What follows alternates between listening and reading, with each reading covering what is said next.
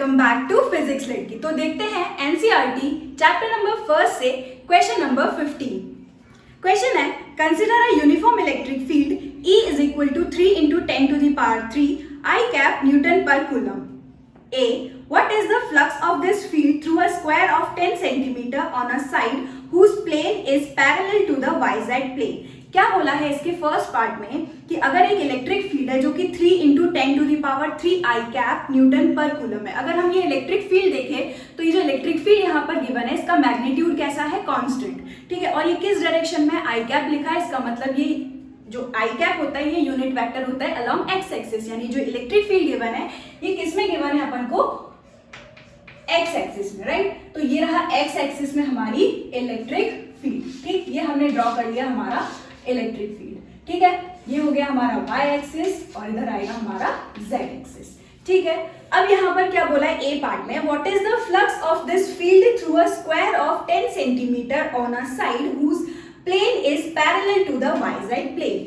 अगर ये हमारा वाईजेड एक्सिस है तो हमने एक स्क्वायर शीट ले लिया जिसका साइड कितना गिवन है 10 सेंटीमीटर। इसको हमें वाईजेड प्लेन के पैरेलल रखना है। वाईजेड प्लेन क्या होगा हमारा, ये एक्स एक्सिस है, अगर ये y एक्सिस है अगर, तो ये आपकी तरफ आता हुआ क्या हो जाएगा, z एक्सिस, ठीक है। तो y और z एक्सिस के प्लेन के पैरेलल यानी कुछ इस डायरेक्शन में हमें रखना है किसको, एक स्क्वायर शीट को, ठीक। तो हमने कुछ इस तरीके से एक स्क्वायर शीट को प्लेस किया। अब इसके लिए हमें क्या कैलकुलेट करना है, फ्लक्स। तो फ्लक्स का फॉर्मूला अप्लाई करते हैं। फ्लक्स का फॉर्मूला क्या होता है, flux is equals to E dot E vector dot A vector. अगर हम इसको ओपन करें तो क्या मिलेगा, ई ए कॉस थीटा, ठीक है। हमने इसको वाईजेड के पैरेलल रखा है, यानी कुछ इस डायरेक्शन में कुछ ऐसे पैरेलल हमने इसको रखा, ठीक। अब हम यहाँ पर क्या चेक करेंगे, ई और ए के बीच में डायरेक्शन। तो जब ये हमारी स्क्वायर शीट कुछ इस तरीके से रखी हुई है, हम एरिया का जो डायरेक्शन है वो कैसे लेते हैं, using right hand thumb rule,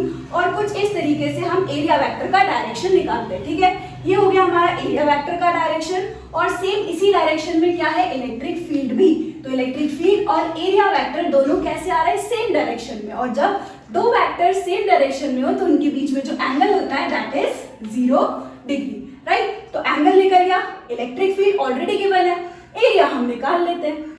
अब हमें साइड कितनी गिवन है, साइड यहाँ पर हमें गिवन है 10 सेंटीमीटर। इसको अगर हम मीटर में कन्वर्ट करें तो हम करेंगे 10 टू द पावर -2, यानी साइड कितनी निकल गई, 10 टू द पावर -1 मीटर। ये साइड हो गई। अब हम एरिया निकाले तो एरिया क्या होता है, साइड इंटू साइड, राइट, यानी 10 to the power -1 into 10 to the power -1। तो ये कितना हो जाएगा, 10 to the power -2 metre square. ये हमारा एरिया निकल गया। इलेक्ट्रिक फील्ड कितना दिया हुआ है हमें क्वेश्चन में, 3 into 10 to the power 3, right. और एरिया कितना गिवन है, 10 टू द पावर -2, ये अभी हमने निकाला। cos थीटा की वैल्यू क्या हो जाएगी, 0, और cos 0 कितना होता है, 1, राइट। तो ये हमें मिलेगा 3 इंटू 10 टू द पावर 3 और 10 टू द पावर -2 मिलके क्या आएगा, 10 की पावर 1, राइट। 3 इंटू 10 यानी कितना हो जाएगा, 30। और इसकी यूनिट क्या होती है, ई की यूनिट क्या होती है, न्यूटन पर कूलम, और एरिया की क्या होती है, मीटर स्क्वायर। तो हमने लिख लिया न्यूटन मीटर स्क्वायर पर कूलम। ये निकल गया हमारा फ्लक्स, ठीक है। ये था अपना ए पार्ट, राइट। अब इसका देखते हैं बी पार्ट क्या है। What is the flux through the same square if the normal to its plane makes a 60 degree angle with the x-axis? अब ये जो एरिया वेक्टर होगा और इलेक्ट्रिक फील्ड होगी, इसके बीच में जो एंगल बन रहा होगा, अब वो कितना बन रहा होगा, कुछ इस तरीके से 60 डिग्री का एंगल, यानी सीधा सीधा हमें क्या गिवन है, इलेक्ट्रिक फील्ड और एरिया वेक्टर के बीच एंगल गिवन है जो कि कितना है, 60 डिग्री। तो बस यहाँ पर सारी वैल्यू सेम रहेगी, बस थीटा की वैल्यू क्या आ जाएगा, 0 डिग्री की जगह पर 60 डिग्री। यानी हम लिखेंगे फ्लक्स, ये B part, flux is equal to E A cos theta, right. Electric field कितनी गिवन है, 3 into 10 to the power 3। Area vector कितना गिवन है, अभी हमने निकाला एरिया का magnitude 10 to the power -2 and cos 60 degree. cos 60 की एंड cos 60 डिग्री। cos 60 की वैल्यू क्या होती है, 1/2। यहाँ पर पुट करते हैं तो ये ऊपर कितना आ जाएगा, सॉल्व करके 30, और cos 60 की वैल्यू 1/2।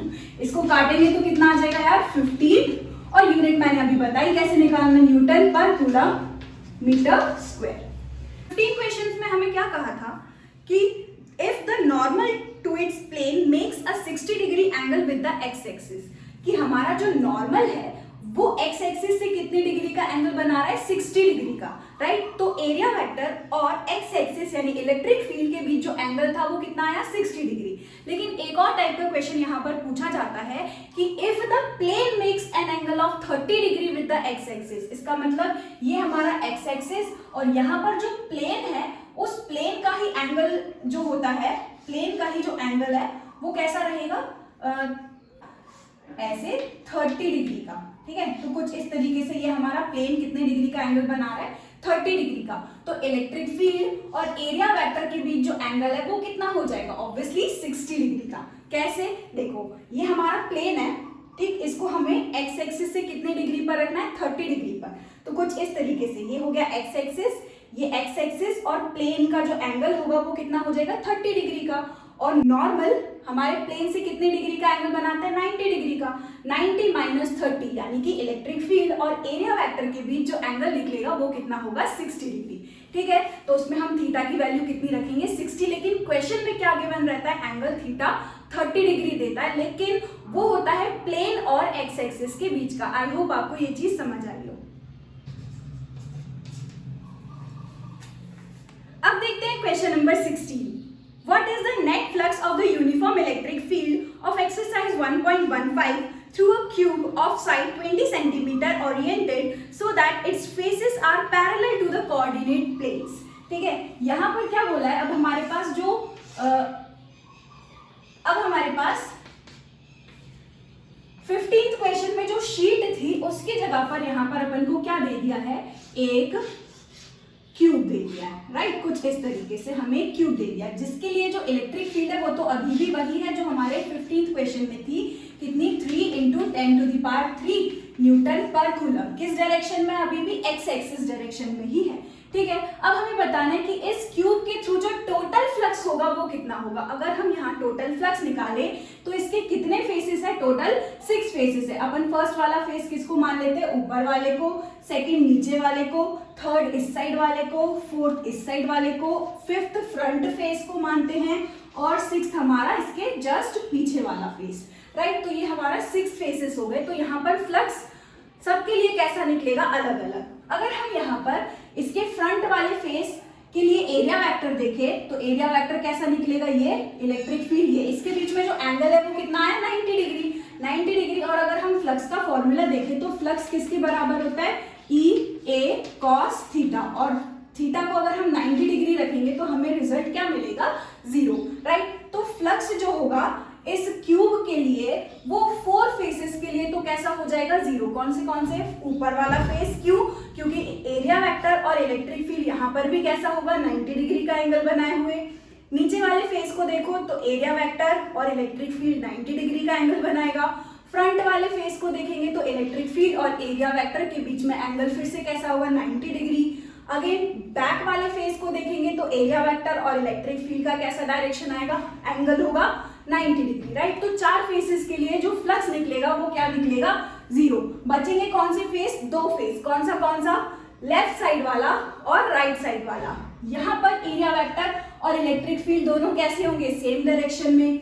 यहाँ पर इलेक्ट्रिक फील्ड का डायरेक्शन ये होगा और एरिया वेक्टर का डायरेक्शन कुछ ये होगा, यानी इनके बीच में जो एंगल बनेगा वो कितना होगा, 180। क्योंकि यहाँ पर इलेक्ट्रिक फील्ड कैसे दी है, कांस्टेंट। इसका जो एरिया होगा, क्यूब है ना, क्यूब का ये वाले फेस का एरिया भी कैसा हो जाएगा, सेम।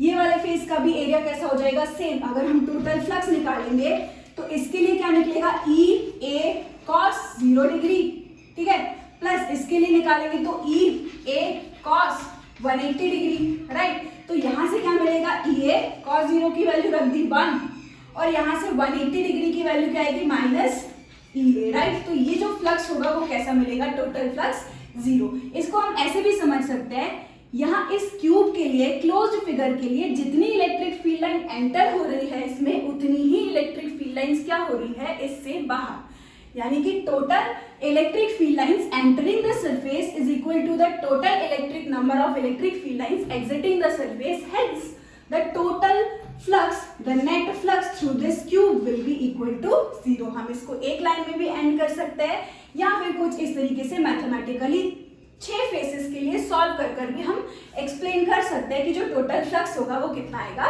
0। तो यहीं पर खत्म होता है ये questions. Thank you so much for watching this video.